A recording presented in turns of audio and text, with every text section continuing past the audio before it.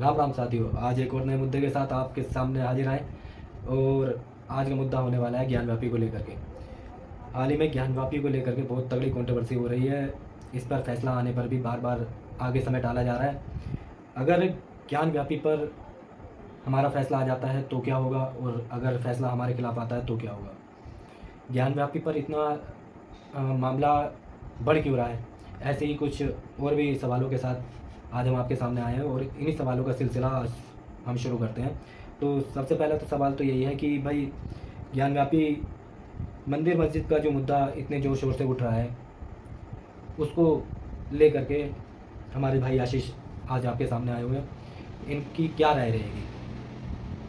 तो ज्ञानवापी मस्जिद या मंदिर का जो मसला है वो ऐतिहासिक रूप से है। और ज्ञानवापी अगर मंदिर की बात करें तो उसे कई बार तोड़ा गया है, लगभग 700-800 साल उससे पहले से कई बार बना है, कई बार टूटा है। तो ये बनने और बिगड़ने का जो क्रम है वो लगातार चलता रहा है। कोई ऐसा नहीं है कि कुछ 100 साल पहले या कुछ 200-400 साल पहले का है, ये लंबा मुद्दा रहा है। और काफ़ी बार जो है बनाया गया है, तोड़ा गया है। और जो अंतिम जो है अगर हम इस मंदिर की बात करें तो अंतिम रूप से औरंगजेब का नाम आता है। उसका एक आदेश जो है म्यूज़ियम में अभी भी संग्रहित है, जिसमें मंदिर को तोड़ने को लेकर जो फरमान है वो औरंगजेब की तरफ से सुनाया गया था। और जिसे जो है कंप्लीशन की जो डेट है वो भी उस पत्र में अंकित है कि भाई इस तारीख को ये मंदिर टूटा था। और उसके बाद से ये मुद्दा फिर अंग्रेज़ों के शासनकाल में भी चला। अंग्रेज़ों के शासनकाल में जो है एक सुझाव दिया गया था कि जो मंदिर का जो ज़मीन है वो हिंदू पक्ष को दी दी जाए, ऐसा अंग्रेज़ों की तरफ से प्रस्ताव आया था। लेकिन उस पर कोई कार्रवाई नहीं हुई। फिर जो है आज़ादी हुई, आज़ादी के बाद से भी ये मुद्दा अभी तक बना रहा है, जैसे कि तैसा ही है। तो इस समय पर इतनी कंट्रोवर्सी होने के बाद, इतना लंबा टाइम बीतने के बाद, आज के ज्ञानव्यापी की वर्तमान स्थिति क्या है? तो ज्ञानव्यापी की जो वर्तमान स्थिति है उसमें हिंदू पक्ष और मुस्लिम पक्ष दोनों पक्षों ने जो है कोर्ट में अपनी अर्जी लगाई है।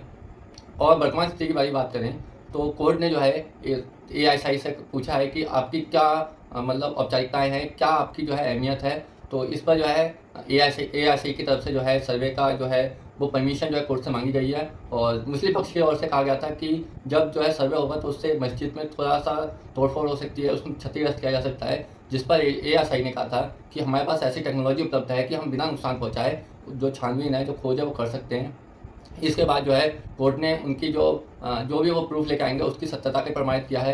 तो एएसआई ने हलफनामा जारी करते हुए उसका सत्यता प्रमाणित की है कि हम किस तरह से अयोध्या मुद्दे पे एक अहम किरदार साबित हुए थे और किस तरह से संवैधानिक रूप से जो है एएसआई का काम है, किस तरह से एएसआई जो है हमारी जो प्राचीन इमारतें उनकी सुरक्षा करती है और क्या उसका महत्व है, ये उसने हलफनामे में कोर्ट के सामने प्रस्तुत किया है। कोर्ट ने जो है मामला सुरक्षित रखा है और आगे जो है सुनवाई करेगा या नहीं करेगा, इसको लेकर आगे जो भी फैसला आएगा वो कोर्ट का जल्दी ही आएगा। तो अगर अयोध्या जैसा फैसला इस समय ज्ञानव्यापी पर आ जाता है और ज्ञानव्यापी पर मंदिर बन जाता है तो क्या फ़ायदा होगा? और अगर फैसला खिलाफ आ जाता है और ज्ञानव्यापी पर मस्जिद बन जाती है तो क्या नुकसान होगा? देखो, अगर फिलहाल जो कहा जाता है कि बनारस में लगभग इस साल जो टूरिज़्म था वो 7 करोड़ था। 7 करोड़ प्लस जो है इस समय टूरिज़्म गया था। अगर वहाँ पे जो है जिस ज्ञानवापी मंदिर बन जाता है तो टूरिज़्म सेक्टर जो काशी का है वो काफ़ी ज़्यादा इम्प्रूव होगा। और उसके बनने से जो है काफ़ी ज़्यादा टूरिज़्म होएगा, काफ़ी ज़्यादा जो है जॉब जनरेट होगी। अगर इस मंदिर का उसमें नहीं होता है, मस्जिद बनती है, तब भी एटलीस्ट ये मुद्दा शांत तो होगा, लेकिन तब उतना फ़ायदा नहीं होगा जितना एक टूरिज़्म हब के दृष्टिकोण से ज्ञानवापी मंदिर जो है बनना अहमियत दे सकता है। किसी भी मंदिर के अंदर जो सबसे अहम चीज़ होती है वो होती है वहाँ की मूर्तियाँ। तो वहाँ की मूर्तियों को, जो इस समय वर्तमान स्थिति है वहाँ की, इस स्थिति को देखते हुए मतलब आप अपनी क्या राय देना चाहोगे?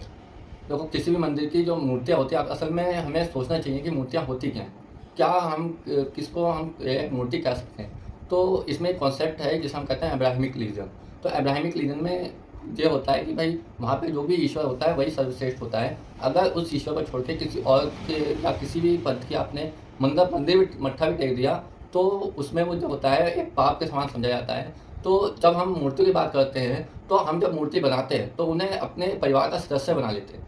जब हम सदस्य बना लेते हैं तो हमें मतलब इस तरह का भय नहीं होता कि अगर हम ऐसा करेंगे तो भगवान हमें ये करेंगे, या हम ऐसा ही करें, या हम मतलब उसी तरह से पूजें जिस तरह से हमें पूजना चाहिए। तो ये एक बहुत बड़ा साइकोलॉजिकल फैक्ट है कि जो किसी और धर्म का, या विशेषकर मैं यहाँ पे अब्राहिम रिलीजन की बात करता हूँ, तो जब वो पूछते हैं अपने ईश्वर को तो उन्हें डर रहता है कि अगर हम ये नहीं करेंगे तो जो हमारा ईश्वर है वो हमें इसे सजा देगा।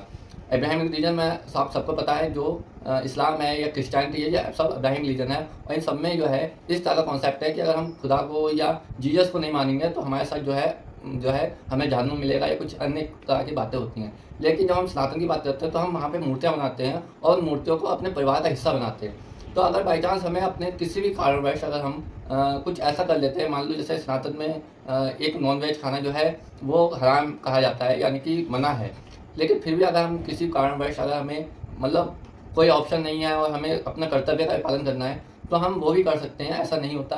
तो कहने का मतलब यह है कि हम जो है ईश्वर को अपना दोस्त मान लेते हैं, उनसे एक डर नहीं रहता उनको, बल्कि अपना परिवार का हिस्सा मानकर समझते हैं कि ईश्वर भी हमारी समस्याओं को सुनेगा और जो भी हमारे साथ में परिस्थिति है उसको वो सॉल्व करेगा।